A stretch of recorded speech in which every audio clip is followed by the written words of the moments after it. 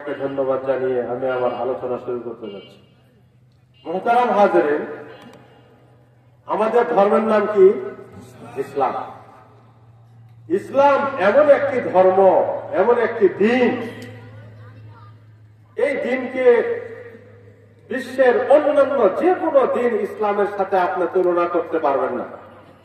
কারণ ইসলামের আলো এত বিকশিত, যখন ইসলাম আগমন করেছে অন্ধকার দুনিয়ার মধ্যে আলোতে সরে গেছে। বলেন আলহামদুলিল্লাহ। মুহতারাম হাজিরিন, বিশ্বের ইতিহাসে সবচাইতে অন্ধকার যে যুগটা ছিল, যেটাকে আইয়ামে জাহিলিয়াত বলে আমরা আখ্যা দিই, সেই আইয়ামে জাহিলিয়াতের সময়ে মক্কার মধ্যে বিশ্বের মূল কেন্দ্রে মহান রব্বুল আলামিন যখন আমাদের ধর্ম ইসলামকে বিশ্বব্যাপী প্রচার করার জন্য বিশ্বনবী মুহাম্মদুর রাসূলুল্লাহ সকলে বলেন সাল্লাল্লাহু আলাইহি ওয়াসাল্লামকে প্রেরণ করলেন। নবীজি এলেন এবং সারা দুনিয়ার মধ্যে আলো ছড়ায় দিয়ে গেলেন। বলেন আলহামদুলিল্লাহ। মুহতারাম হাজিরিন, আমি আপনাদের সামনে একটা বিশেষ পয়েন্ট কোট করব যে বিশ্বনবী সাল্লাল্লাহু আলাইহি ওয়াসাল্লাম আসার আগের পৃথিবী কেমন ছিল, তারপরের পৃথিবী কেমন ছিল এবং বর্তমানে পৃথিবীর কি অবস্থা। আপনারা যারা রাষ্ট্রবিজ্ঞানের ছাত্র অথবা যারা সমাজ বিজ্ঞান বিষয়ে পড়াশোনা করেছেন, তারা দেখবেন বর্তমান সময়ে রাষ্ট্র ব্যবস্থা পরিচালনা পদ্ধতি কেমন হবে। রাষ্ট্র পরিচালনা পদ্ধতির যখন আলোচনা করতে হয় বা করা হয়, আমাদের সেকুলার রাজনৈতিক এবং সেকুলার দেশগুলোর পুস্তকে বা ইতিহাসের পুস্তকে দেখবেন তারা সেই ইসলাম পূর্বের সময়ের অ্যারিস্টটল, প্লেটো, তারা যে রাষ্ট্রীয় ব্যবস্থা আলোচনা করেছিল সেগুলা নিয়ে আলোচনা করবে। এরপরে টুক করে লাভ দিয়ে এসে বর্তমান সময়ের যে গণতান্ত্রিক সমাজ ব্যবস্থা, রাষ্ট্র ব্যবস্থা, এখানকার যে গণতন্ত্রের যে জনক বলা হয় আব্রাহাম লিঙ্কন, তার এখানে টুক করে এখানে চলে আসবে। রাষ্ট্র ব্যবস্থার ইতিহাস বর্ণনা করতে গিয়ে ইসলাম পূর্ব সময়ের ইতিহাস তারা বলবে এবং 1000 বছর মাঝখান দিয়ে গোপন রেখে তারপরে ব্যবস্থার কথা বলবে। তাহলে এই যে মাঝখানে যে 1000 বছর ছিল, এই সময়টা সারা দুনিয়াতে কোনো রাষ্ট্র ব্যবস্থা ছিল না। কথা বলেন, ছিল না? এই সময়ে কি পৃথিবীতে কোনো মানুষ ছিল না? এই সময়ে কি পৃথিবীতে কোনো জিন ভূত ইনসান কিছু ছিল না? তাহলে পৃথিবীতে এই সময় কোন নিয়মে রাষ্ট্র পরিচালিত হয়েছে, কিভাবে মানুষ জীবন যাপন করেছে, তারা এই বিষয়টা গোপন করতে চায় কেন? মুহতারাম হাজিরিন, আমরা এটা ইতিমধ্যে বুঝে গেছি যে এই মাঝখানের যে প্রায় 1000 বছর ইসলামের যে সোনালী সময়, ইসলামী শাসনের যে সোনালী অধ্যায়, এটা তারা এই জন্যই গোপন করে দেয়, কারণ বিশ্বের মানুষকে তারা জানাইতে চায় না যে ইসলামের শাসন কত সুন্দর ছিল। তারা এটা গোপন করতে চায় যে ইসলামের সময়ের সমাজ ব্যবস্থা কতটা আলোকিত ছিল। কারণ বর্তমান বিশ্বে যারা শাসন ব্যবস্থার মাধ্যমে বিশ্বের মধ্যে ফ্যাসিবাদ সৃষ্টি করেছে, বিশ্বের শাসন ব্যবস্থাকে নিজেদের কুক্ষিগত করে রেখেছে, এরা জানে যদি আজকালকার মানুষরা ইসলামী ইতিহাসের সেই সোনালী দিনগুলার কথা জানে, তাহলে বর্তমানের মানুষ আমাদের এই পশ্চিমা সংস্কৃতি, পশ্চিমা নীতি, পশ্চিমা রাষ্ট্র ব্যবস্থাকে ছুঁড়ে ফেলে ইসলামী শাসন ব্যবস্থার জন্য লড়াই করতে থাকবে। প্রিয় মুসলিম ভাইরা, এই মাঝখানের 1000 বছর কেমন ছিল? আমরা রাষ্ট্র ব্যবস্থা, পচা রাষ্ট্রনীতি, এগুলা দেখে দেখে এমন অভ্যস্ত হয়ে গেছি যে আমাদের রাষ্ট্র ব্যবস্থায় সাধারণ মানুষেরা তারা অনেক চেষ্টা করেও রাষ্ট্রপ্রধান অথবা সরকারি কর্মকর্তা নেতৃবৃন্দের আশেপাশে যাইতে পারে না। আর ইসলামী ইতিহাসের সোনালী দিন হলো ইসলামী ইতিহাসের যারা শাসক ছিল, খলিফা ছিল, তারা খেদমত নিয়ে, সেবা নিয়ে, টাকা নিয়ে, আটার বস্তা মাথায় নিয়ে সাধারণ মানুষের দুয়ারে দুয়ারে পৌঁছে যেত। এই ঘটনা যদি দুনিয়ার মানুষ জানতে পারে, তাহলে তো দুনিয়ার মানুষ বলবে ইসলামী শাসন চাই। ইসলামী শাসন যদি প্রতিষ্ঠা হয় তাহলে আমেরিকার যে রাজত্ব আছে, ইউরোপের যে রাজত্ব আছে, এটা তো আর থাকবে না। এই জন্যই মূলত তারা ইসলামের সোনালী অধ্যায়কে আমাদের পাঠ্যসূচির মধ্যে নিয়ে আসে না। ইতিহাসের মধ্যে তারা এই অধ্যায়টা ছুঁড়ে ফেলে রাষ্ট্রীয়ভাবে আমাদের বাচ্চাদেরকেও এগুলা পড়ানো হয় না। যদি ইসলাম ইতিহাসের আলোচনা হতো, এক বদর যুদ্ধের আলোচনা যদি ঠিকঠাক মতো আমাদের রাষ্ট্রীয় আলোচনায় থাকতো, তাহলে মানুষটা জেনে যেত যে রাষ্ট্র ক্ষমতায় যেতে হলে অথবা রাষ্ট্রীয়ভাবে ইসলাম পরিচালনা করতে হলে অধিকাংশ মানুষের ভোটের প্রয়োজন হয় না। স্বল্প সংখ্যক মানুষ যদি ঈমানওয়ালা হয়, বদরের ময়দানে যেমন মাত্র 313 জন সাহাবী 1000 সশস্ত্র কাফেরের বিরুদ্ধে লড়াই করে বিজয় ছিনিয়ে এনে মক্কার বুকে ইসলাম কায়েমের রাস্তা তৈরি করেছিল, এই শিক্ষা তারা আমাদের বাচ্চাদেরকে দিতে চায় না। কারণ যদি আমাদের সন্তান, আমাদের সমাজ ব্যবস্থা ইসলামের এই সৌন্দর্যটা বুঝে যায়, তাহলে এই বুর্জুয়া নীতিতে যারা রাষ্ট্র ক্ষমতা কুক্ষিগত করে রেখেছে, বিশ্বকে যারা নাচাচ্ছে, তাদের মাস্তানির দিন আর থাকবে না। মোহতারাম হাজেরিন, আপনারা জানেন বদরের যুদ্ধে মুসলমানদের কাছে মাত্র তরবারি ছিল 8টা। কয়টা? 8টা। পক্ষান্তরে কাফেরদের কাছে সশস্ত্র সৈনিক ছিল 600 জন অস্ত্রধারী, 600 জন অস্ত্রধারী তরবারিধারী ছিল। আর মুসলমানদের কাছে তরবারি ছিল 1টা। আর মুসলমানদের কাছে ছিল ঘোড়া মাত্র 2টা। কয়টা? 2টা। আল্লাহু আকবার, আল্লাহু আকবার। মাত্র 2টা ঘোড়া ছিল মুসলমানদের হাতে। পক্ষান্তরে কাফেরদের কাছে ছিল 300টা ঘোড়া। 300টা। আশ্চর্যের বিষয় না? আর মুসলমানদের কাছে উট ছিল মাত্র 70টা। পক্ষান্তরে কাফেরদের কাছে উট ছিল 700টা। এই অস্ত্রের এই আকাশ পাতাল তফাৎ নিয়েও মুসলমানরা কিসের বলে বলিয়ান হয়ে কাফেরদের বিরুদ্ধে বিজয় ছিনিয়ে এনেছে? এই শক্তিটাই মূল শক্তি, মুসলমানের এটাই মূল শক্তি। এই বিষয়গুলো আমাদেরকে বুঝতে হবে, এই বিষয়গুলো আমাদের শিখতে হবে। ও মুসলমান, আপনারা দেখেছেন সাম্প্রতিক সময়ে বাংলাদেশের মধ্যে একটি বিপ্লব হয়েছে, গণ অভ্যুত্থান হয়েছে। 18 কোটি মানুষের মধ্যে কয় লক্ষ লোক রাস্তায় নেমেছিল? আন্দোলনের সময় যদি হিসাব করেন, 5 আগস্ট বিজয়ের দিনে না, আন্দোলনের সময় যদি হিসাব করেন, সারা দেশ মিলে 10 লক্ষের বেশি মানুষ হবে না যে রাস্তায় নেমেছিল। 10 লক্ষ মানুষ তারা যখন নেমেছে বুকে সাহস নিয়ে যে আমাদের বুকে পুলিশ যাবে, সামনে আমাদের পিছনে পুলিশ, সামনে বিজয়, পিছনে গেলে আমাদেরকে মরতে হবে, পিছনে যাওয়ার সুযোগ নেই, এই প্রতিজ্ঞা নিয়ে যখন আমাদের সমাজের বাচ্চারা, যুবকেরা সামনে এগিয়েছে, অস্ত্রধারী ফ্যাসিস্টদের সহকারী যারা ছিল তারাও তখন পালিয়ে যেতে বাধ্য হয়েছে। মূলত এইবারের এই লড়াই আমাদেরকে এটা মনে করিয়ে দেয় যে আমাদের সন্তানদের মধ্যে আলহামদুলিল্লাহ আনন্দের সংবাদ, আনন্দের সংবাদ। বিগত 2 যুগ ধরে প্রায় আমাদের মুসলমানদের সন্তানদের ভিতর থেকে ইসলামী শিক্ষা থেকে তাদেরকে দূরে রাখার চেষ্টা করা হয়েছিল। আলেম ওলামাদের থেকে এই সমাজের মানুষকে দূরে রাখার চেষ্টা করা হয়েছিল। কিন্তু আলহামদুলিল্লাহ আলেমরা হাজার নির্যাতনের মুখেও হক কথা বলে গেছেন, সমাজের মানুষের কাছে ইসলামের দাওয়াত পৌঁছে দিয়েছেন, যার ফলে মানুষের মধ্যে ঈমানের শক্তি তৈরি হয়েছে। বিশেষ করে কলেজ ভার্সিটির যুবকদের মধ্যেও এখন নারায়ে তাকবীরের যে স্লোগান শোনা যায়, আগে কিন্তু এটা শোনা যায় না। আগে আমাদের মতো দাড়ি টুপিওয়ালা কিছু হুজুররাই নারায়ে তাকবীরের স্লোগান দিত। এটাকে মনে করা হতো যে নির্দিষ্ট কোন ধর্মীয় সংগঠনের স্লোগান। না না না না, আমরা বলেছি যে নারায়ে তাকবীরের স্লোগান কোন সংগঠন বা কোন ব্যক্তির নয়, এটা প্রত্যেকটা মুসলমানের স্লোগান।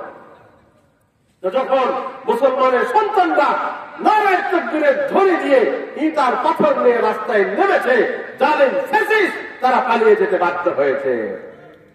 এর দ্বারা বোঝা গেল যে অস্ত্র অধিক পরিমাণ জনবল, এটা মুসলমানদের আসল শক্তি নয়। মুসলমানদের আসল শক্তি বলে ইমানি শক্তি। এই বিষয়গুলো গোপন করা হয়। প্রিয় মুসলিম ভাইরা, সময় বদলেছে, মানুষের মধ্যে ইসলাম নিয়ে চর্চা বৃদ্ধি পেয়েছে। বিশেষ করে যুব সমাজের ভিতরে ইসলাম নিয়ে গবেষণা বৃদ্ধি পেয়েছে। এখন আমাদের এই সমাজের যুবকেরাও, স্কুল কলেজ ভার্সিটির যুবকেরাও বুক চেতিয়ে বলছে, আগে আমার কাছে ইসলাম, তারপরে দেশ, তারপরে দল, আগে ইসলাম। এই সমাজের মধ্যে স্কুল কলেজ ভার্সিটির ছেলে, সাধারণ শ্রমিক, তাদের মধ্যে এমন একটা প্রজন্ম গড়ে উঠেছে, আপনি বুঝতে পারবেন না। মুখে হয়তো দাড়ি নেই, মাথায় টুপি নেই, গায়ে পাঞ্জাবি নেই, কিন্তু ইসলামের প্রশ্নে তারা ছাড় দেওয়ার কোন সুযোগ দেয় না। আপনারা দেখেছেন বিগত সময়ে আলেম ওলামার উপরে যখন নির্যাতন হচ্ছিল, আলেমদেরকে জেলে ভরা হলো, তখন বিভিন্ন প্রসঙ্গে এলো, রাজপথে আন্দোলন করার মতো কোন আলেমকে বাইরে রাখা হয়নি। আল্লাহু আকবার। ভারতে যখন নবী অবমাননা হইল, আমাদের কলেজ ভার্সিটির ছাত্ররা কালেমার পতাকা নিয়ে নারায়ে তাকবীরে ধরে ধরে রাস্তায় মিছিল করে এটা প্রতিবাদ করেছে। এগুলা কি ইঙ্গিত করে? আলহামদুলিল্লাহ আমাদের সমাজের মধ্যে ইসলামের চর্চা দিন দিন বৃদ্ধি পাচ্ছে। কথা বলেন ঠিক কিনা? আমি যারা বলতে চাচ্ছিলাম, ইসলামের সময়ের সোনালী দিনগুলো আমাদের বেশি বেশি আলোচনা করা দরকার। ও মুসলমান, ইসলামের সময়ের সোনালী দিনগুলো কেমন ছিল? আমাদের বর্তমান রাষ্ট্র ব্যবস্থায় দেখবেন, রাষ্ট্র ব্যবস্থার আইনে লেখা আছে, যে ব্যক্তি রাষ্ট্রপ্রধান হয়, যেমন আমাদের দেশের যে রাষ্ট্রপতিকে রাষ্ট্রপ্রধান বলা হয়, আমাদের এই আইনে লেখা আছে যে রাষ্ট্রপ্রধানের বিরুদ্ধে কেউ কোনো মামলা করতে পারবে না। যারা আইন সম্পর্কে জানেন তারা জানেন আমাদের রাষ্ট্রের আইনে রাষ্ট্রপ্রধানের বিরুদ্ধে অভিযোগ করার সুযোগ থাকে না। কিন্তু ইসলামী দিনগুলো কেমন ছিল? খেলাফতের দিনগুলো কেমন ছিল? ও মুসলমান, একবার যদি আপনি হযরত ওমরের কাছে যান, হযরত ওমর রাদিয়াল্লাহু তাআলা আনহু তিনি জুমার মসজিদে খুতবা দেওয়ার জন্য দাঁড়ায় গেছেন। আল্লাহু আকবার। ওমর রাদিয়াল্লাহু তাআলা আনহু জুমার মসজিদে খুতবা দিচ্ছেন। খুতবা দেওয়া যখন শুরু করবেন, তখন সামনে থেকে সাধারণ একজন মুসল্লি দাঁড়ায় গেছে। একজন মুসল্লি দাঁড়ায় বলতেছে, হে ওমর, দাঁড়াও দাঁড়াও দাঁড়াও, তোমার বক্তব্য বন্ধ করো। তোমার বক্তব্য দেওয়ার আগে তোমার কাছে আমার একটা প্রশ্ন আছে, সেই প্রশ্নের উত্তর দাও। কার সামনে দাঁড়াইছে? খলিফাতুল মুসলিমিন হযরত ওমর রাদিয়াল্লাহু তাআলা আনহু। ওমর রাদিয়াল্লাহু তাআলা আনহু সাধারণ কোন সাহাবী ছিলেন না। ওমর রাদিয়াল্লাহু তাআলা আনহু এমন একজন প্রতাপশালী সাহাবী ছিলেন। ও মুসলমান, আপনারা শুনেছেন ওমর রাদিয়াল্লাহু তাআলা আনহু যে রাস্তা দিয়ে হাঁটতো, শয়তানও সেই রাস্তা দিয়ে হাঁটতে সাহস পেত না। সে ওমর রাদিয়াল্লাহু তাআলা আনহুকে খুতবার মধ্যে থামায় দিছে, এই ওমর, তুমি দাঁড়াও, তোমার কাছে আমার কিছু প্রশ্ন আছে, তোমার বিরুদ্ধে আমার কিছু অভিযোগ আছে। ওমর রাদিয়াল্লাহু তাআলা আনহু চুপ হয়ে গেছেন। আমাদের সময়ে যদি কোন রাষ্ট্রপ্রধান তো দূরের কথা, আমাদের সময়ে কোন এমপিও তো দূরের কথা, কোন চেয়ারম্যান বক্তব্য দেওয়ার সময় কোন ব্যক্তি যদি দাঁড়ায় বলে, ওই চেয়ারম্যান সাহেব দাঁড়াও, তোমার বিরুদ্ধে আমার একটা অভিযোগ আছে, এই কথা বলার পরে ওই ব্যক্তির পাশায় কোন চাম থাকবে কি থাকবে না? থাকবে? থাকবে না। তো দেখেন, হযরত ওমরের মতো প্রতাপশালী একজন রাষ্ট্রপ্রধান, খলিফাতুল মুসলিমিন, তিনি তখন অর্ধজাহানের খলিফা, হযরত ওমরের সামনে দাঁড়ায় বলতেছে, ওমর, তোমার বিরুদ্ধে আমার অভিযোগ আছে। হযরত ওমর রাদিয়াল্লাহু তাআলা আনহু হাসি মুখে বললেন, বলো বলো, তোমার অভিযোগ কি? আমি তোমার অভিযোগ শুনবো। আল্লাহু আকবার। এটাই ছিল আমাদের সোনালী সময়ের শাসন। ও মুসলমান, এগুলা বলার কারণ হলো আমাদেরকে বুঝতে হবে আমাদের শিক্ষা ব্যবস্থা, রাষ্ট্রীয় ব্যবস্থা থেকে এই জিনিসগুলো আমাদেরকে শেখানো হয় না। এখন আমরা আলেম ওলামা, আমরাও যদি আপনাদের সামনে না বলি, এটা খিয়ানত হয়ে যায়। কবর হাসরের বয়ান অনেক হয়, অনেক শুনি, নামাজের বয়ান অনেক হয়, অনেক শুনি, আমরা নামাজও পড়ি, কিন্তু মুসলমান মনে রাখবেন, একজন মুসলমানের জন্য যেমন নামাজ ফরজ, এই মুসলমানের নামাজ হলো ব্যক্তি পর্যায়ে ঈমান আনা, ব্যক্তি পর্যায়ে আমল তৈরি করা। যেমনি ভাবে সামাজিক পর্যায়ে ইসলামকে প্রতিষ্ঠা করা, রাষ্ট্রীয় ভাবে ইসলামকে প্রতিষ্ঠা করা, এটাও একটা মুসলমানের উপরে ফরজ। কিন্তু এটা তো আলোচনা হয় না। এটা আলোচনা যদি আমরা না করি আমাদের খেয়ালত হয়। এই জন্য আমরা আপনাদের কাছে শোনানো যুগের গল্পগুলো শোনাই। দেখেন, ওমর রাদিয়াল্লাহু তাআলা আনহুকে থামায় দিছে। ওমর রাদিয়াল্লাহু তাআলা আনহুকে থামায় বলতেছে, ওমর, এই যে তোমার গায়ে যে জুব্বা দেখতেছি, গতকালকে মদিনার মানুষদের জন্য এক টুকরা করে কাপড় বিতরণ হয়েছে। আমার জন্য যদি এক টুকরা হয়, তাহলে তোমার জন্য তো এক টুকরা কাপড় বরাদ্দ হবে।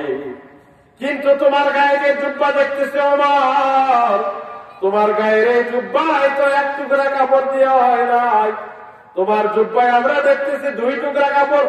বলেন আল্লাহু আকবার। এই অভিযোগ যখন করছে ওমর রাদিয়াল্লাহু তাআলা আনহু উত্তর দিতে যাবেন, তখনই হযরত ওমরের ছেলে দাঁড়ায় গেছে। হযরত ওমরের ছেলে দাঁড়ায় বলতেছি, ও ভাই, ও ভাই, আমার বাবার উপরে তুমি যে অভিযোগ করেছো এর উত্তরটা আমি দিব। শোনো শোনো শোনো, তুমি যে প্রশ্নটা করছো তোমার প্রশ্নটা ঠিকই আছে। আমার বাবার জুব্বার মধ্যে দুই টুকরা কাপড় আছে, তবে জেনে রাখো আমার বাবা কিন্তু সরকারি ফান্ড থেকে সে কাপড়টা চুরি করে নাই। তোমাদের যেমন এক টুকরা কাপড়, আমার বাবারও এই সমানই কাপড় ছিল, কিন্তু আমার ভাগের যে কাপড়টা ছিল, আমার ওই কাপড়টা বাড়িতে নেওয়ার পর আমি দেখলাম এই কাপড়ের যে পরিমাণ, এই কাপড়ের এই পরিমাণ দিয়ে আমারও একটা জুব্বা হয় না, আব্বারও একটা হয় না। তখন আমার এই টুকরোটা আমার আব্বাকে দিলাম, এবং যে টুকরো দিয়ে তিনি এই জুব্বা বানাইছে। এই উত্তর পাওয়ার পর ওই বেদিউল বসে গেছে, আলহামদুলিল্লাহ খুশি। হযরত ওমর রাদিয়াল্লাহু তাআলা আনহুকে বলতেছে, ওমর, এখন তুমি খুতবা দাও, তোমার খুতবা এখন আমি শুনব। এই ছিল আমাদের সোনালী সময়ের ইতিহাস, এগুলো আমাদের ইতিহাস। একজন রাষ্ট্রপতি, একজন নেতা সাধারণ মানুষের কাছেও জবাবদিহিতা করতেছে বাধ্য। কিন্তু আমাদের রাষ্ট্র ব্যবস্থায় আইন করেই দেওয়া আছে যে রাষ্ট্রপতির বিরুদ্ধে কোনো মামলা করা যাবে না। এই জন্য হয়েছে কি, আমরা দেখেছি রাষ্ট্রপতির সন্তান, রাষ্ট্রপতির ভাগিনা, রাষ্ট্রপতির ভাতিজা, রাষ্ট্রপতির তালয়ের ছেলে, তাদের এমন গরম, তারা তাদের গাড়ি যদি রাস্তার মধ্যে ট্রাফিক পুলিশ দাঁড় করায়, তারা উন্মুক্ত পথে পুলিশের উপরে গায়ে হাত তুলতে দ্বিধা করে না, কারণ জানে যে আমাদেরকে বিচার করার কেউ না। আপনারা এখন চিন্তা করেন, এই রাষ্ট্র ব্যবস্থার মধ্যে থাকতে চান নাকি হযরত ওমরের নমুনায় যারা রাষ্ট্র ব্যবস্থা কায়েম করতে চায় তাদের সঙ্গে হইতে চান? এই চিন্তা এখন আপনাদের উপরে ছেড়ে দিলাম। প্রিয় ভাইরা আমার, হযরত ওমর রাদিয়াল্লাহু তাআলা আনহুর আরেকটা ঘটনা শুনেন। হযরত ওমর রাদিয়াল্লাহু তাআলা আনহুর সময় মিশরের শাসক ছিল হযরত আমর ইবনে আস রাদিয়াল্লাহু তাআলা আনহু। কি নাম? নাম বলেন। মিশরের শাসক ছিল হযরতে আমর ইবনে আস। তার বিরুদ্ধে একবার হযরত ওমরের কাছে অভিযোগ আসছে। অভিযোগটা হইল, মিশর থেকে একজন ব্যক্তি হযরত ওমরের কাছে এসেছে, এসে বলতেছে, ওরে ওমর, ইসলাম আসার পরে তো ধনী গরিব সবার অধিকার সমান হয়েছে, রাষ্ট্রীয় ব্যক্তি সাধারণ ব্যক্তির অধিকারও সমান হয়েছে, কিন্তু মিশরের মধ্যে যেই ঘটনা ঘটছে এইটা তো ইসলামের সাথে সাংঘর্ষিক। হযরত ওমর বলতেছে, কি হয়েছে, কি হয়েছে? তখন ওই ব্যক্তি বলতেছে, কয়েকদিন আগে মিশরের মধ্যে ঘোড় দৌড় খেলা চলতেছিল। কি খেলা? ঘোড় দৌড় খেলা চলতেছিল। ওই ব্যক্তির অভিযোগ হলো ঘোড় দৌড় ওই খেলার মধ্যে আমার সন্তানও ঘোড় দৌড় করাচ্ছিলেন। পাশাপাশি মিশরের যে শাসক আমার ইবনে আস তার ছেলে সেও ঘোড়া নিয়ে দৌড়াচ্ছিল। দৌড়াইতে দৌড়াইতে আমার ছেলে যখন মিশরের খলিফার ছেলেকে আগায় তাকে পিছনে ফেলে সে আগায় যাচ্ছিল, ওই মিশরের খলিফা আমার ইবনে আসের ছেলে সে আমার ছেলেকে লাঠি মেরে ঘোড়া থেকে ফেলে দিয়েছে। আমার ছেলের অনেক ক্ষয়ক্ষতি হয়েছে। ওমর, তাহলে এটা কোন ইসলাম হইল? ওমর রাদিয়াল্লাহু তাআলা আনহুর চোখ মুখ লাল হয়ে গেছে। হায় হায়, এটা কি হলো? আমার রাষ্ট্রের মধ্যে রাষ্ট্রীয় ব্যক্তিবর্গ এবং সাধারণ মানুষ সকলের অধিকার তো সমান। আমার রাষ্ট্রের মধ্যে এটা হইতে দেওয়া যায় না। হযরত ওমর রাদিয়াল্লাহু তাআলা আনহু সাথে সাথে মিশরের মধ্যে দূত পাঠায় দিছে, খবর পাঠায় দিছে। হযরত ওমর বলছেন, হে ওমর, তুমি তোমার সন্তানকে নিয়ে সেন্ট্রাল গভর্নমেন্টে চলে আসো, তোমার বিরুদ্ধে অভিযোগ আসছে, তোমার বিচার হবে। হযরত ওমরের এই কথা শুনে আমার ইবনে আস রাদিয়াল্লাহু তাআলা আনহু তিনি তার ছেলেকে নিয়ে মদিনায় হাজির হয়ে গেছেন। হযরত ওমর রাদিয়াল্লাহু তাআলা আনহু ক্ষিপ্ত হয়ে গেছেন, রাগান্বিত হয়ে গেছেন। ও মুসলমান, আমাদের সময়ের শাসকদের মতো এমন নয়। যদি আমাদের আঞ্চলিক কোন নেতা যদি কারো উপর জুলুম করে, যদি আমরা জেলা ভিত্তিক নেতার কাছে বিচার নিয়ে যাই, তখন তিনি বলে, আরে ভাই, একটা ভুল করতে করতে এগুলা নেয়ার কথা বলিও না। কথা বলেন, কথা বলেন, কথা বলেন। আমাদের সমাজে যাদের কাছে বিচার নিয়ে যাওয়া হবে, কার কাছে বিচার নিয়ে যায়? যারা সরকারি দলের লিডাররা আছে, যারা থানা পুলিশ আছে, সব জায়গায় তাদের নিয়ন্ত্রণ থাকে।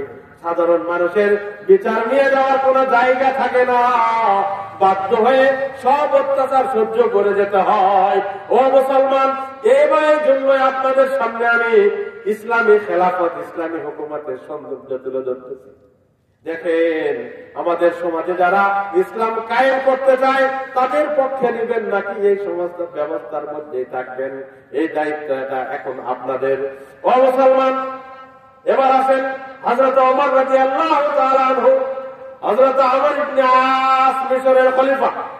মিশরের খলিফা ওনাকে কাঠগড়ায় দাঁড় করেছে। কাঠগড়ায় দাঁড় করে বলতেছে, হে ওমর, কবে থেকে সাধারণ মানুষদের সাথে গোলামের মতো আচরণ করতে আরম্ভ করেছ?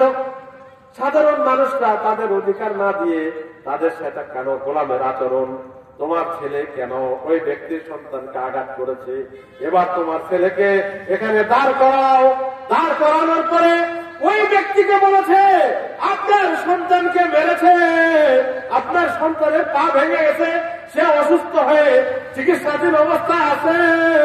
আপনি এখন আপনার সামনে আসামিকে তুলে দিলাম, আপনি যে ব্যাট নেন, চাবুক নেন, নিয়ে আপনার যতক্ষণ ইচ্ছা আপনি তার উপরে প্রতিশোধ নিতে থাকেন। আল্লাহু আকবার। আমাদের সমাজে কি এমন বিচার ব্যবস্থার কোন সিস্টেম আছে রে ভাই? যখন যারা ক্ষমতায় যায়, প্রশাসন তাদের হাতে, থানা তাদের হাতে, এমনকি আদালত তাদের হাতে। আদালত প্রশাসন থেকে ফোন না গেলে, নেতৃত্ব বর্গতের থেকে ফোন না গেলে একজন বিচারকও সঠিক বিচার করতে পারেন না। কিন্তু ওমর রাদিয়াল্লাহু তাআলা আনহু কি করলেন? ওমর রাদিয়াল্লাহু তাআলা আনহু বললেন, পিতা, মারতে থাকো, মারতে থাকো, মারতে থাকো, তোমার প্রতিশোধ তুমি নিয়ে নাও। ওই ব্যক্তি হযরত ওমর ইবনে আসের ছেলেকে মারছেন। মারতে মারতে একটা পর্যায়ে ওই ছেলেটা অসুস্থ হয়ে যখন পড়ে গেছে, ও মুসলমান দেখেন হযরত ওমর এখন কি বলে। হযরত ওমর গায়ের জামাটা খুলে দিয়ে ওই লোকটার দিকে পিঠ আগায় দিছে। পিঠ আগায় দিয়ে বলতেছে, ও মাজলুম, তার উপরে যদি তোমার রাগ এখনো শেষ না হয়, সে যেহেতু অসুস্থ হয়ে গেছে, আমি রাষ্ট্রপ্রধান, আমার উপরে দায়িত্ব আছে, আমি পিঠ পাতে দিলাম, তুমি আমাকে মারো। আরে রাষ্ট্রপ্রধান একজন মাজলুমের কাছে পিঠ পাতে দিয়ে কয়, তুমি আমাকে মারো। ও মুসলমান, এই হলো আমাদের মুসলিম ইতিহাসের সোনালী অধ্যায়। এই দিনগুলো আমরা চাই নাকি বর্তমান সমাজের জুলুমের এই রাষ্ট্র ব্যবস্থায় থাকতে চাই? এই বিচার এখন আপনাদের হাতে। ও মুসলমান, অত দূর যাইতে হবে না। ইসলামী ইতিহাসের শেষ সময়ের একটা ঘটনা আপনাদের বলি। আপনাদেরকে ভারতবর্ষে ইসলামের ইতিহাসের শেষের দিকে একজন বাদশার গল্প বলবো। এই যে আমাদের বঙ্গদেশে যখন ইসলামী হুকুমত ছিল, মুঘল সম্রাটরা যখন এখানে রাজত্ব করেছে, ভারতবর্ষে যখন মুঘল সম্রাটরা রাজত্ব করেছে, মুঘল সম্রাটদের মধ্যে অনেক সমস্যা ছিল, কিন্তু রাষ্ট্রীয় আইন যেটা, এইটা কোরআনের হুকুমতে ছিল।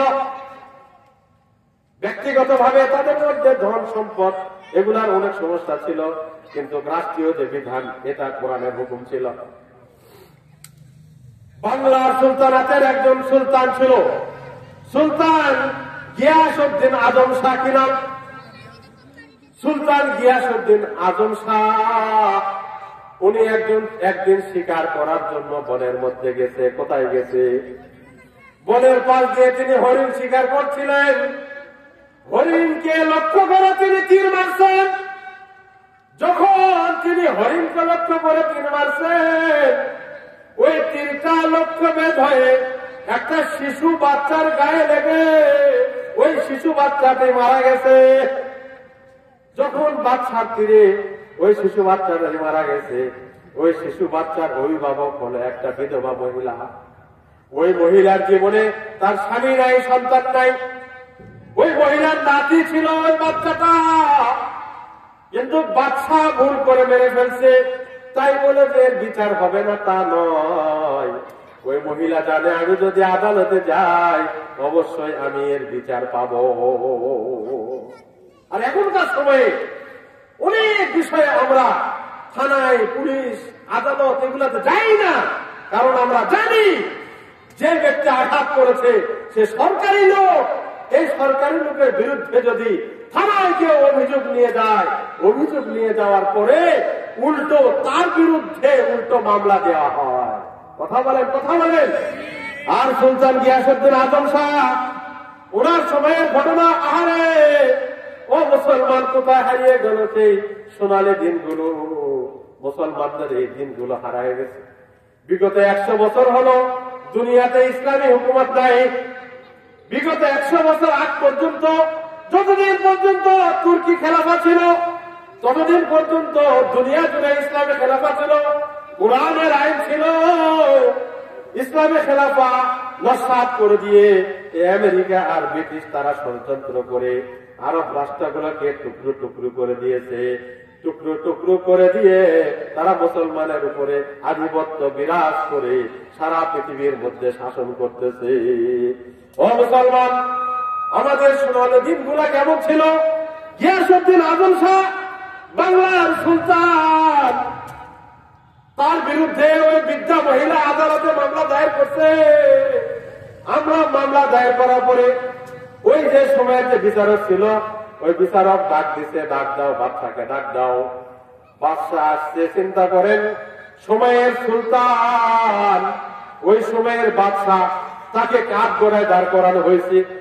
ও মুসলমান, রাষ্ট্র যখন ক্ষমতায় থাকে, কোন দল যখন ক্ষমতায় থাকে, সেই দলের প্রধান অর্থাৎ প্রধানমন্ত্রীকে আদালতের কাঠ গড়ায় দাঁড় করানো সম্ভব। কথা বলেন, কথা বলেন, কথা বলেন।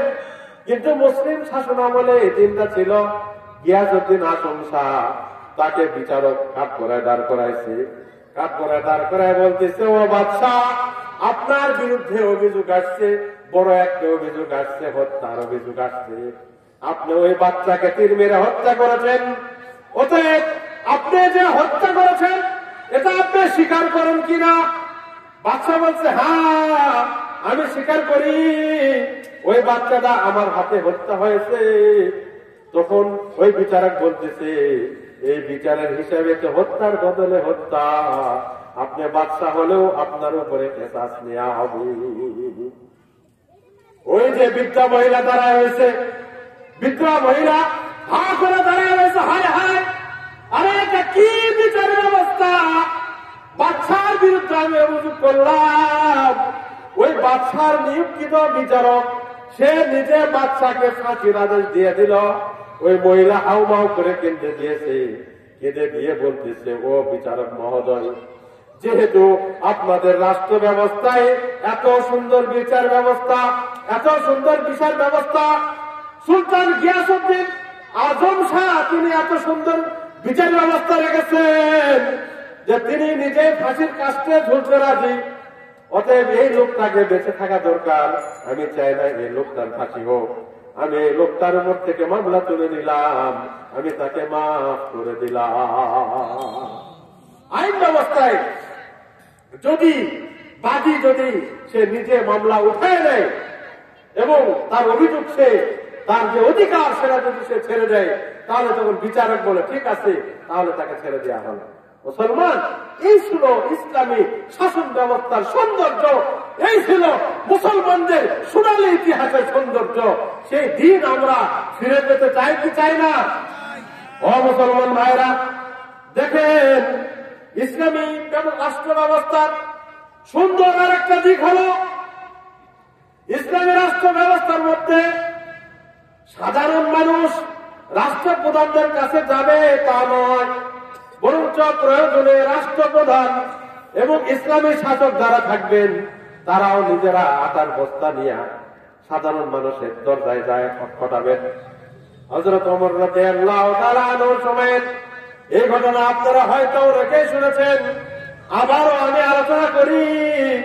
এই আলোচনাগুলো যত করা হবে তত আমাদের ভিতরে দাগ কেটে যাবে। হযরত ওমর রাদিয়াল্লাহু তাআলা আনহু তার একটা গুণ ছিল, হযরত ওমর রাদিয়াল্লাহু তাআলা আনহু রাতের বেলায় তিনি মদিনার অলি গলি ঘুরে বেড়াইতেন। রাতের বেলায় ঘুরে ঘুরে তিনি কার মানুষের কোন মানুষের কি কষ্ট এরা জানার চেষ্টা করতেন। মদিনার মধ্যে চুরি ডাকাতি হচ্ছে কিনা ওমর রাদিয়াল্লাহু তাআলা আনহু নিজে খোঁজ খবর নিতেন। আমাদের সময় এমপি মন্ত্রী রাষ্ট্রপ্রধানদের মতো আলিশান বিল্ডিং এ শুয়ে শুয়ে ঘুমাইতেন না। তিনি কি করতেন? তিনি মদিনার অলি গলি ঘুরে ঘুরে মানুষের দুঃখ কষ্টের খোঁজ খবর নিতেন। একদিন হযরত ওমর রাদিয়াল্লাহু তাআলা আনহু তিনি মদিনার ঘুরতে ঘুরতে মদিনার প্রান্তে পৌঁছে গেছেন। মদিনার প্রান্তে গিয়ে দেখেন একটা ঘরের মধ্যে থেকে কয়েকটা বাচ্চার কান্নার আওয়াজ আসে। কান্নার আওয়াজ শুনে হযরত ওমর রাদিয়াল্লাহু তাআলা আনহু সেই দিকে আগায় যান। হযরত ওমর রাদিয়াল্লাহু তাআলা আনহু আগায় গিয়ে দেখেন ওই ঘরের মধ্যে কয়েকটা বাচ্চা কান্নাকাটি করতেছে, আর একজন মহিলা সে পাতিলের মধ্যে কি যেন রান্না করতেছে। হযরত ওমর রাদিয়াল্লাহু তাআলা আনহু ওই ঘরের মধ্যে গিয়া বললেন, ওই তাঁবুর মধ্যে গিয়া বললেন, কি হয়েছে তোমার বাচ্চারা কাঁদে কেন? আর তুমি পাতিলের মধ্যে কি রান্না করতেছ? ও মুসলমান, হযরত ওমর রাদিয়াল্লাহু তাআলা আনহু যখন ওই বৃদ্ধা মহিলাকে কথা বললেন, ওই বৃদ্ধা বলতেছে, কি আর বলবো, আমার ঘরে খাওয়ার মতো কিছু নাই, আমার বাচ্চারা ক্ষুধায় কাতরাচ্ছে, বাচ্চাদেরকে খাইতে দিব, বাচ্চাদের জন্য রুটি বানাবো এমন কোন আটা নাই, এই জন্য বাচ্চাদেরকে কি বুঝ দিব? বাচ্চাদেরকে বুঝ দেওয়ার জন্য পাতিলের মধ্যে গরম পানি তুলে দিয়া কয়েকটা পাথর দিয়ে আমি নাড়তেছি যে তোমাদের খাবার তৈরি হচ্ছে, একটু দেরি করো, যাতে বাচ্চারা এভাবে কাঁদতে কাঁদতে ঘুমায় যায়, সকালে দেখি কোন ব্যবস্থা করা যায় কিনা।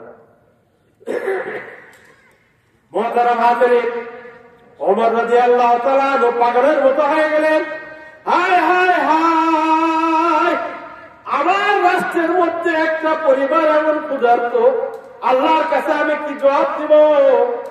ও মুসলমান, আমাদের দেশে কত মানুষ ক্ষুধায় কাতর হয়ে থাকে, কত মানুষ ক্ষুধায় কাতর হয়ে নিজের সন্তানটা পর্যন্ত বিক্রি করে দেয়। আমাদের সমাজ ব্যবস্থায় এমন আছে, ক্ষুধায় কাতর হয়ে মহিলারা নিজের ইজ্জতটা পর্যন্ত বিক্রি করে দেয়, অথচ সরকার নারীদের জন্য, গরিবদের জন্য প্রত্যেক বছর গম বরাদ্দ করে মাসে মাসে গম চাল বরাদ্দ করে নেতৃবর্গের কাছে সেগুলা পৌঁছায় দেয়। আর আমাদের এই এতিম নেতারা সেগুলা নিজেরাই এতিম হয়া, নিজেরাই বিধবা হইয়া সবগুলা নিজেরাই খায়া চালায়।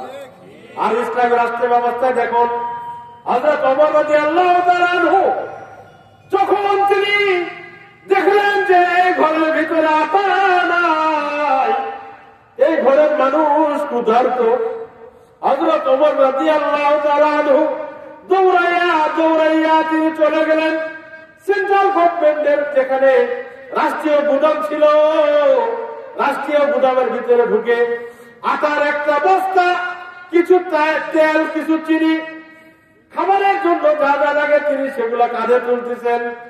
তখন ওখানকার যেই পাহারাদার ছিল, যে খাদেম ছিল, যে বলতেছে, হে ওমর, আপনি কেন এগুলা কাঁধে নিবেন, আমাকে দেন, আমি আপনি যেখানে বলবেন পৌঁছায় দিব। আহারে মুসলমান, হযরত ওমর রাদিয়াল্লাহু তাআলা আনহু বললেন, আখিরাতের দিনে তুমি কি আমার বোঝা টানবা? আখিরাতের দিনে তো তুমি আমার বোঝা টানবা না। অতএব এটা আমার দায়িত্ব, আমার সাধারণ জনগণের কাছে খাবার পৌঁছানো, এটা আমার দায়িত্ব, এটা আমার বোঝা, আমাকে দাও, এই বোঝাটা নিয়ে আমি সেখানে পৌঁছাবো। আল্লাহু আকবার। এই ছিল আমাদের রাষ্ট্র ব্যবস্থা।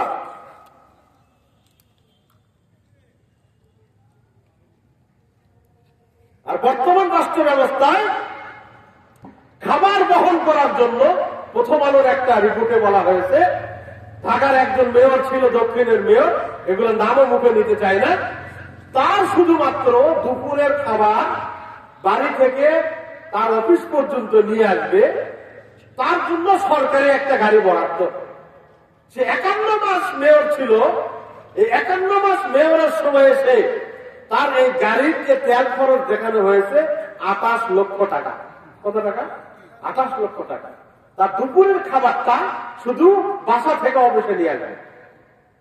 আর তাদের বহনের জন্য যে গাড়িগুলো, সেগুলোর পেছনে কত টাকা দিয়ে খরচ হয়েছে, হিসাব শুনলে মাথা খারাপ হয়। এক একটা প্রথম শ্রেণীর সরকারি অফিসারদের একটা তো বেতন আমরা দেখি, তাদের যে খরচ রাষ্ট্রীয় ভাবে বরাদ্দ করা হয়, এক একজনের ঘরের বুয়া বাবদ খরচ 30,000 টাকা। এটা জানি না। ফার্স্ট ক্লাস অফিসার যারা, তাদের বাড়ির বুয়া খরচ 30,000 টাকা, পাহারাদার খরচ আছে, ড্রাইভার খরচ আছে।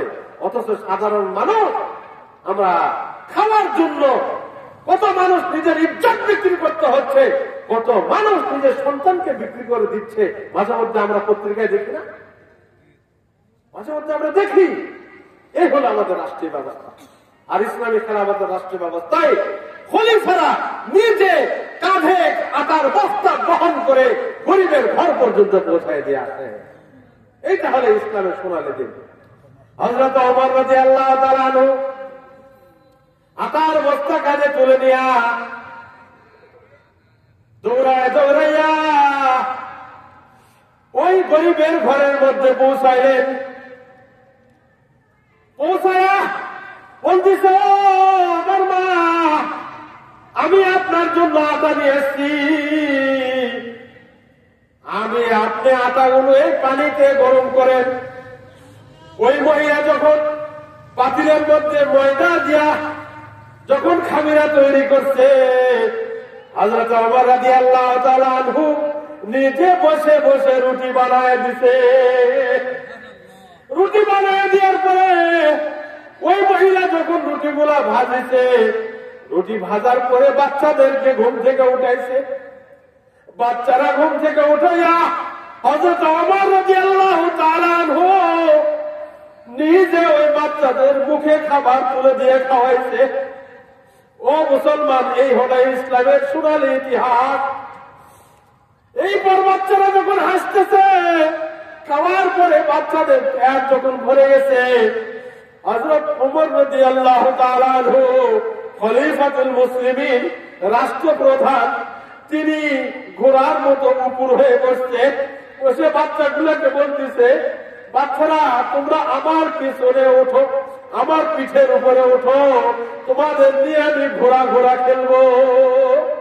ওই বাচ্চারা যখন পিঠের উপরে উঠে হযরত ওমরকে ঘোড়া বানাইয়া তারা যখন আনন্দে তারা যখন হাসাহাসি করতেছিল, হযরত ওমর রাদিয়াল্লাহু তাআলা আনহু চোখের পানি ফেলে নিজেকে বলতেছে, ওরে ওমর, তুমি বাচ্চাদের চোখের মধ্যে পানি আনার কারণ হয়েছো, তুমি কান্দাইছো, এবার তুমি তাদেরকে হাসাও। এই ছিল আমাদের সোনার ইতিহাস। ওমর রাদিয়াল্লাহু তাআলা আনহু বাচ্চাদেরকে এগুলা যখন বলছে, বলার পর বাচ্চাদেরকে হাসায়া তাদের মুখে হাসি ফুটিয়ে তারপরে তিনি আবার চলে গেছেন। আর একদিন হযরত ওমর রাদিয়াল্লাহু তাআলা আনহু তিনি তো প্রতি রাতেই এইভাবে ঘুরে বেড়াতেন, মদিনার অলিগলি ঘুরে ঘুরে মানুষের সুখ দুঃখ বুঝে যার যা প্রয়োজন সেখানে পৌঁছানোর চেষ্টা করতেন। আর একদিন রাত্রে হযরত ওমর রাদিয়াল্লাহু তাআলা আনহুর ঘটনা, ও মুসলমান, হযরত ওমর রাদিয়াল্লাহু তাআলা আনহু তিনি হাঁটতে হাঁটতে হাঁটতে একদম মদিনার শেষ প্রান্তে পৌঁছে গেছেন।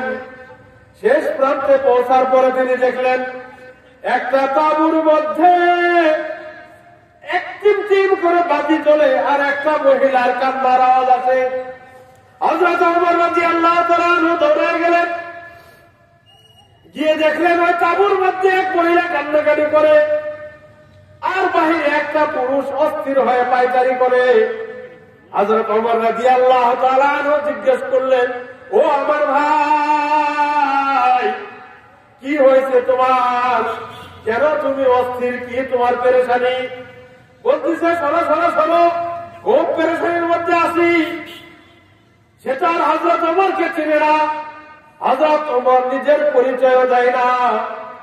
অবশেষে পিরাপিরি করে হযরত ওমর জানলেন যে ওই যে তাঁবুর মধ্যে যে মহিলা চিল্লাচ্ছে এই মহিলাটা গর্ভবতী। এই কথা শুনে হযরত ওমর রাদিয়াল্লাহু তাআলা দৌড়াইয়া বাড়িতে গেলেন।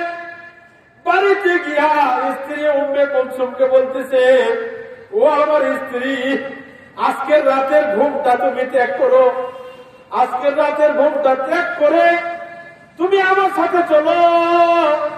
আল্লাহ তাকে সন্তুষ্টি অর্জন করার মতো একটি সুযোগ তোমার সামনে এসেছে। কাকে বলতেছে? কাকে বলতেছে? ওই সময়ের ফার্স্ট লেডি, আমাদের পরিভাষায় যাদেরকে বলা হয় ফার্স্ট লেডি, রাষ্ট্রপতির স্ত্রী, তাদের জন্য অনেক সেবিকা থাকে, তাদের জন্য গাড়ি থাকে, বাড়ি থাকে। কিন্তু ইসলামের ওই সময়ে হযরত ওমরের সময়ে কিন্তু মুসলমানরা গরিব ছিল না। হযরত ওমরের সময়ে মদিনার গলিতে গলিতে সম্পদ ঘোরাঘুরি করতো, এত সম্পদ ছিল।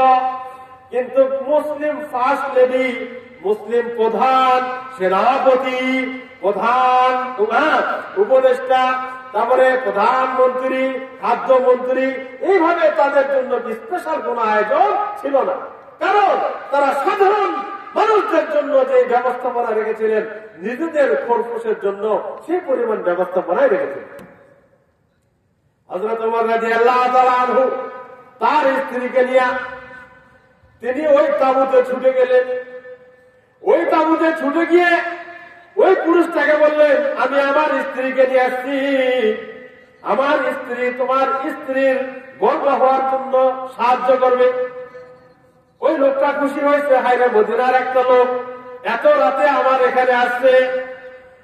হযরত ওমর রাদিয়াল্লাহু তাআলা আনহু ওই লোকটাকে নিয়ে বাইরে বসে আছেন, আর হযরত ওমরের স্ত্রী তাঁবুর মধ্যে ওই মহিলাকে সহায়তা করে তার গর্ভ ধারণের সময়ে, কষ্টের সময়ে তার পাশে থেকে তাকে সহযোগিতা করছিল। কিছুক্ষণ পর ছোট্ট একটা বাচ্চার কান্নার আওয়াজ হলো, আল্লাহু আকবার। তার মানে তাঁবুর ভিতরে বাচ্চা হয়েছে। হযরত ওমর রাদিয়াল্লাহু তাআলার স্ত্রী উনি হযরত ওমরকে দেখে বললেন, ওই আগন্তুক ওই মেহমানকে সুসংবাদ দেন, আল্লাহ পাক তাকে একটা ছেলে সন্তান দান করেছেন। হযরত ওমর ওই লোকটাকে নিয়ে বসেছিলেন। ওই ওই লোকটা এই সংবাদ শোনার পরে তিনি সেখান থেকে উঠে যাচ্ছিলেন। হযরত ওমর রাদিয়াল্লাহু তাআলা আনহু তার হাতটা ধরে বসাইলেন। ও ভাই, এত রাত্রে তুমি এখানে কেন তাবু গাড়ছো? তুমি কোথায় থেকে আসছো, কেন আসছো যদি একটু জানাইতা। বলতেছে তোমাকে জানায় কি হবে? বলছে জানাও না, আমি একটু জানতে চাই তুমি কেন আসছো। ওই লোকটা বলতেছে আমি আসছি অনেক দূর থেকে, আমি হযরত ওমরের কাছে যাইতেছিলাম, ওমরের কাছে কিছু সাহায্য নেওয়ার জন্য যাচ্ছিলাম, যাওয়ার পথে এখানে রাত্রি হয়ে গেছে, এই জন্য তাবু টানাইছি। তোর মধ্যে আমার স্ত্রী গর্ভবতী ছিল, সফর করে হেঁটে এসে তার ব্যথা উঠেছে, এই জন্য এই পরিস্থিতি হয়েছে। হযরত ওমর রাদিয়াল্লাহু তাআলা আনহু বললেন, ও ভাই, তুমি যে ওমরের কাছে যাচ্ছ, যে অধম ওমর তোমার কাছে হাজির। ও মুসলমান, এই ছিল ইসলামী ইতিহাসের সোনালী সময়ের ইতিহাস। এই ইতিহাসগুলো আমি আপনাদের সামনে বেশি বেশি আলোচনা এই জন্য করি যে এটা আমাদের জানা দরকার, মানা দরকার যে আমাদের জন্য ইসলাম কি করেছে। ওই যে আমি বললাম বর্তমান রাষ্ট্র ব্যবস্থায় এক একজন সরকারি কর্মকর্তা, সরকারি অফিসার, তাদের জন্য কি পরিমাণ বাজেট রয়েছে। ওই বেতন যদি ইনসাফ করে বেতন দেওয়া হতো, তাহলে সাধারণ মানুষদের মধ্যেও এত ক্ষুধার্ত থাকতো না। এই বেতন দেওয়ার পরেও তারপরে রাষ্ট্র ব্যবস্থার সুযোগ নিয়ে তারা যে পরিমাণ চুরি ডাকাতি করে, এর মাধ্যমে আমাদের সাধারণ মানুষরা কষ্ট পায়। কিন্তু ইসলামের সময়ে মূল বিষয় হলো, ইসলামের সময়ে ইনসাফ ছিল, যার যে অধিকার ছিল তার অধিকার তাকে দেওয়া হতো। এমনকি বাড়ির যে গোলাম, যে কাজের মানুষ ছিল, তার অধিকারেও কোনো ঘাটতি নাই। এবার আসেন নবীজি সাল্লাল্লাহু আলাইহি ওয়াসাল্লামের উহুদ বদরের যুদ্ধের একটা ঘটনা বলি। ওই যে শুরুতে আমি বললাম যে বদরের যুদ্ধে সাহাবাদের পক্ষে মাত্র উট ছিল কয়টা? ৭০টা, আর কাফেরদের ছিল ৭০০টা। এই যে ৭০টা উট, মানুষ কত? ৩১৩। তাহলে এক একটা উঠে কোন পক্ষে ৩ জন করে উঠতে হবে, ৩ জন ৪ জন। এই ৩ জন ৪ জন করে উঠে উঠে যুদ্ধের ময়দানে যেতে হবে। ওই সময়ের রাষ্ট্রনায়ক, রাষ্ট্রপ্রধান সাইয়্যিদুল মুরসালিন মুহাম্মদুর রাসূলুল্লাহ, সকলে বলেন সাল্লাল্লাহু আলাইহি ওয়াসাল্লাম। মুহাম্মদুর রাসূলুল্লাহ সাল্লাল্লাহু আলাইহি ওয়াসাল্লাম, হযরতে আলী রাদিয়াল্লাহু তাআলা আনহু এবং হযরতে আবু লুবাবা, তিনি খাদেম ছিলেন। এই ৩ জন এক উটের মধ্যে ভাগ করেছে। কয়জন? ৩ জন। তার মানে কিছু রাস্তায় 2 জন বসে থাকবে, একজন উট টানবে, কারণ উটকে তো টেনে টেনে নিতে হয়। এরপরে আবার কিছু রাস্তা আবার সে উপরে উঠবে, আর একজন টানবে। আল্লাহু আকবার। দেখো মুসলমান, আমাদের নবীজি সাল্লাল্লাহু আলাইহি ওয়াসাল্লামের জীবনে দেখো নবীজি এই বিশ্বের মধ্যে কিভাবে ইনসাফ কায়েম করেছিলেন, করতে বলেছেন, নিজেও করে দিয়েছেন। তিনি সেই বাহিনীর প্রধান ছিলেন, তাই বলে তার জন্য স্পেশাল কোন ঘোড়া বা স্পেশাল কোন উটের ব্যবস্থা ছিল না। সবার জন্য যেমন 3টা, মানে এক উটে 3 জন করে উঠবে, নবীজিও সেভাবে সমানভাবে বিভক্ত ছিলেন। নবীজি সাল্লাল্লাহু আলাইহি ওয়াসাল্লাম বসে আছেন, হযরতে আলী রাদিয়াল্লাহু তাআলা আনহু বসে আছেন, হযরতে আবু লুবাবা তিনি উট টানে নিয়ে যাচ্ছেন। উট টেনে নিতে নিতে একটা পর্যায়ে গিয়ে হযরত আলী আবার নামলেন।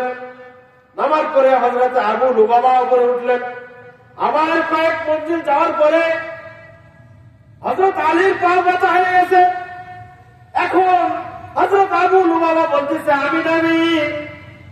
ও মুসলমান, দেখো, তাকায় দেখো, দুনিয়ার ক্ষমতাসীনরা তাকায় দেখো, আমার নবীজির জীবনের দিকে তাকায় দেখো। নবীজি সাল্লাল্লাহু আলাইহি ওয়াসাল্লাম হযরতে আবু লুবাবা এবং হযরত আলীকে বললেন, এখন তোমরা দুইজন উটের উপরে বসো, এখন আমার পালি এসেছে, আমি নিজে উট টেনে নিয়ে যাব। এই হলো ইসলামের ইতিহাস, আমাদের নবীর জিন্দেগি। এরপরে নবীজি সাল্লাল্লাহু আলাইহি ওয়াসাল্লাম তিনি উট টেনে টেনে নিয়ে গেছেন, বলেন সুবহানাল্লাহ। নবীজি সাল্লাল্লাহু আলাইহি ওয়াসাল্লাম বদরের ময়দানের দিকে যাচ্ছিলেন। মূলত তো নবীজি সাল্লাল্লাহু আলাইহি ওয়াসাল্লাম বদরের যুদ্ধটা আগে থেকে প্ল্যানিং ছিল না। বদরের যুদ্ধের প্রেক্ষাপট অন্য ছিল। বদরের যুদ্ধের প্রেক্ষাপট ছিল মক্কার একটা ব্যবসায়ী কাফেলা মদিনার পাশ দিয়ে যাচ্ছিল। ঠিক ওই সময় তাদেরকে আটকিয়ে, তাদেরকে জিম্মি করে প্রতিপক্ষ মক্কাবাসীকে দুর্বল করা, এই ধরনের একটা, এটা যুদ্ধের একটা অংশ। এটা যুদ্ধের একটা অংশ। আমরা দেখেন না যে অনেক সময় আমরা বলি যে অর্থনৈতিক ভাবে বয়কট করতে হবে, ভারতীয় পণ্য বর্জন করুন, তাদেরকে আর্থিক ভাবে ক্ষতিগ্রস্ত করুন, ইসরায়েলের পণ্য বয়কট করুন, তাদেরকে আর্থিক ভাবে ক্ষতিগ্রস্ত করুন, বলে কিনা এই উদ্দেশ্য ছিল। এরপরে নবীজি সাল্লাল্লাহু আলাইহি ওয়াসাল্লাম অর্ধেক পথ যাওয়ার পরে জানলেন যে কাফেররা যুদ্ধের প্রস্তুতি নিয়ে চলে আসছে। তখন মুসলমানেরা বৈঠক বসলেন।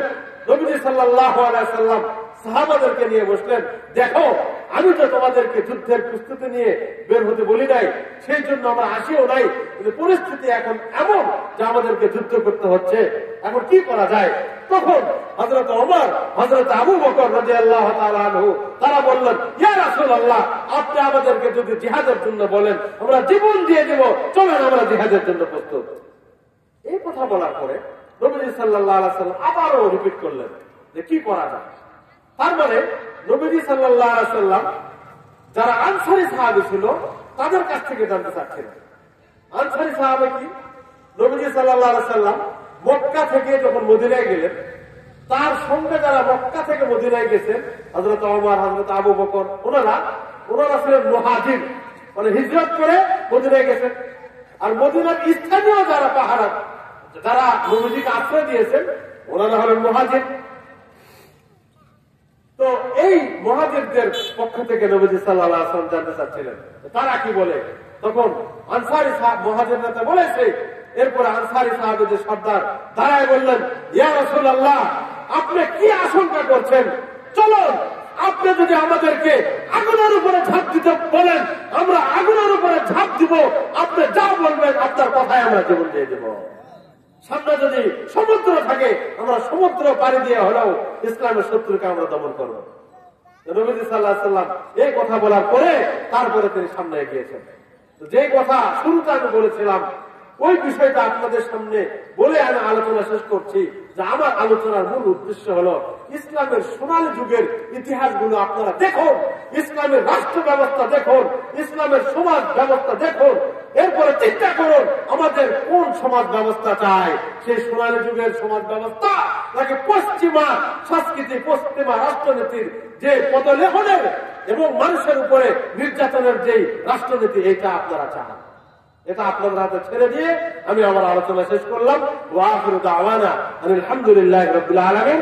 আসসালামু আলাইকুম ওয়া রাহমাতুল্লাহি ওয়া বারাকাতুহু।